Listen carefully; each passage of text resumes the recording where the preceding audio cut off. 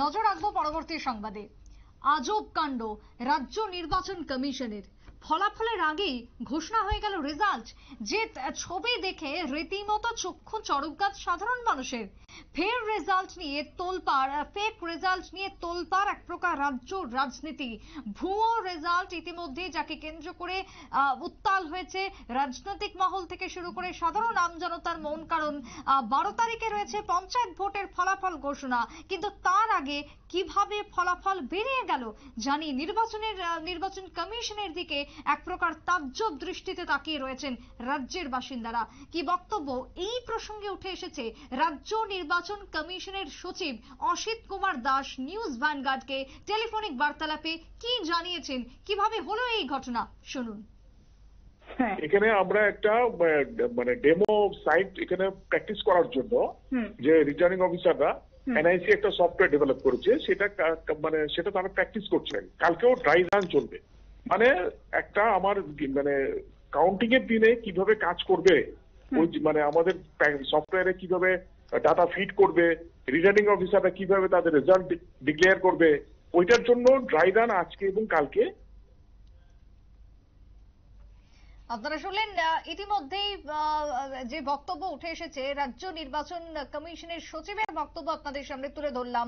Dry run চলছে বলে এক প্রকার তিনি জানিয়েছেন এবং ড্রাই রানের জন্যই নাকি এই ফলাফল ঘোষণা করা হয়েছে। যদি তাই হয়ে থাকে তাহলে সেই জায়গায় দাঁড়িয়ে সাধারণ মানুষজন থেকে শুরু করে রাজনৈতিক মহলের কাছে কি ছিল এই খবর আগে থেকে?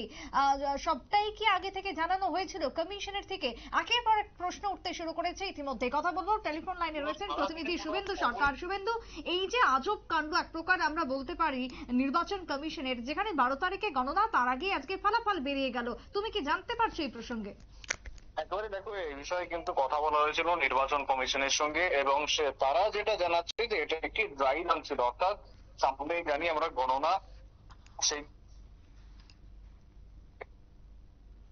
এবং যাতে সরাসরি দেখানো যায় এবং ওয়েবসাইটে ঠিক কিভাবে কি দেখানো হবে, কি বৃত্তান্ত, সমস্তটা নিয়ে কিন্তু একটা ড্রাই রান করা হয়েছে। এবার এই যে ড্রাই রানটায় হচ্ছে বা যে এই ধরনের ওয়েবসাইটে এরকম টেস্ট হবে সেটা নিয়ে কিন্তু কেউই জানতো না। অর্থাৎ এমনকি যারা নির্বাচন কমিশনে কাজ করেন তাদেরও সেভাবে কোনো খবর ছিল না। পাশাপাশি রাজনৈতিক যারা ব্যক্তিত্ব রয়েছে, পলিটিক্যাল পার্সন, তাদেরও কিন্তু সেরকম ভাবে কোনো খবর ছিল না। অর্থাৎ একেবারে অজান্তেই কিন্তু এই ড্রাই রানটি হয়েছে এবং এমনটাই কিন্তু জানানো হচ্ছে। এবং আজকে এবং আগামীকাল এই দুদিনই ড্রাই রান হতে পারে এমনটাই জানিয়েছে, যে কারণে কিন্তু বিভ্রান্তি ছড়িয়েছে এইভাবে ফেক রেজাল্ট নিয়ে তোলপাড়। দেখো সেক্ষেত্রে যখনই এই ধরনের ড্রাই রানটা হচ্ছিল এবং সেই সময়ের ছবি বা স্ক্রিনশট সেইগুলো তুলে কিন্তু রীতিমতো সোশ্যাল মিডিয়ায় ভাইরাল করে দেওয়া হয়। দেখো, এবারের যে পঞ্চায়েত নির্বাচন ছিল, পঞ্চায়েত নির্বাচন থেকে কিন্তু প্রথম থেকেই একটা বিতর্ক ছিল এবং সেই বিতর্কের মধ্যে থেকে আরো একটা নতুন বিতর্ক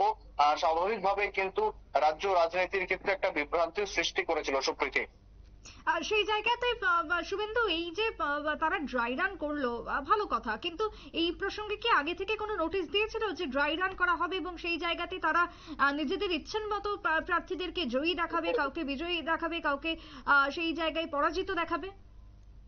দেখো, এইভাবে কিন্তু সেভাবে কোনো নোটিশ দেওয়া ছিল না। যেমনটা তোমায় একটু আগেও জানাচ্ছিলাম, এই বিষয়ে কিন্তু কেউ কিছুই জানতেন না, যে কারণেই কিন্তু এই বিভ্রান্তি ছড়িয়েছে। স্বাভাবিকভাবে যদি সবাই জানতেন বা নোটিশ দেওয়া থাকতো সেক্ষেত্রে কিন্তু কোনো বিভ্রান্তি ছড়ানোর প্রশ্নই থাকতো না। আর সেক্ষেত্রে এইভাবে এই কাজটি আদতে নির্বাচন কমিশনের কতটি উচিত অনুচিত হয়েছে সেক্ষেত্রে কিন্তু বিস্তর জল্পনা রয়েছে বা বিস্তর প্রশ্ন বিতর্ক ইত্যাদি রয়েছে।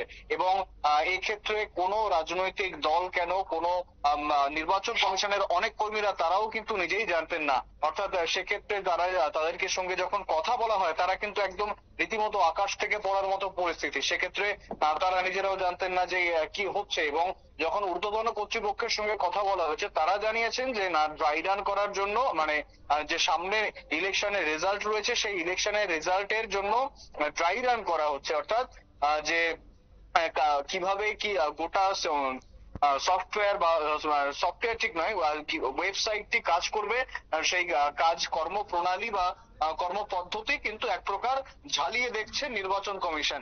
দেখো, এবার এ বিষয়ে যে প্রশ্নগুলো উঠছে সেগুলি হলো যে প্রথমত নির্বাচন কমিশন কেন আগে থেকে জানালো না, এবং যদি জানাতো তাহলে সেক্ষেত্রে কিন্তু কোনো বিভ্রান্তির প্রশ্ন আসতো না। এবং অন্যদিকে যে প্রশ্নগুলো আসছে এক্ষেত্রে এইভাবে যে ড্রাই রান হচ্ছে, অর্থাৎ ড্রাই রানে এইভাবে সরাসরি প্রার্থীদের নাম দিয়ে এই দেখানোটা, বা কোনো একটি পার্টিকুলার প্রার্থী জিতছে, কোনো একটি পার্টিকুলার প্রার্থী হারছে, এই জিনিসটা এভাবে নাম নিয়ে দেখানোটা আদতে কতটা উচিত হয়েছে নির্বাচন কমিশনের, সেটাও কিন্তু একটা বড় প্রশ্ন।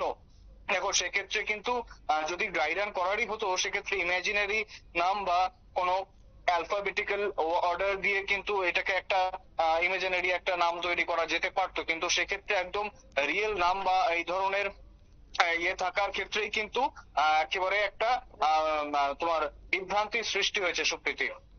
একেবারে তাই। ধন্যবাদ তোমায় শুভেন্দু। তবে এই মুহূর্তে দাঁড়িয়ে রাজ্য নির্বাচন কমিশনের যে ভূমিকা, হঠাৎই তাদের ওয়েবসাইটে যে রেজাল্ট আপলোড করেছে তা তারা জানাচ্ছেন যে ড্রাই রানের ভিত্তিতে তারা এটি করেছে, কিন্তু জানি বিস্তার অভিযোগ, বিস্তার প্রশ্ন, মানুষের মধ্যে জল্পনা এবং বিভ্রান্তি কিন্তু একটা যেই থাকলো এখনো পর্যন্ত রাজ্যবাসীর মনে, কারণ এর আগে এই সংক্রান্ত বিষয়ে কোনো আগাম বা নোটিফিকেশন জারি করেনি রাজ্য নির্বাচন কমিশন। তাই সেক্ষেত্রে দাঁড়িয়ে 12 তারিখে ফলাফলের আগে হঠাৎ করেই ফলাফল নিয়ে এক প্রকার রাজ্য জুড়ে শুরু হয়েছে একের পর এক বিভ্রান্তি। ছোট্ট বিরতির পর ফিরবো, সঙ্গে থাকুন।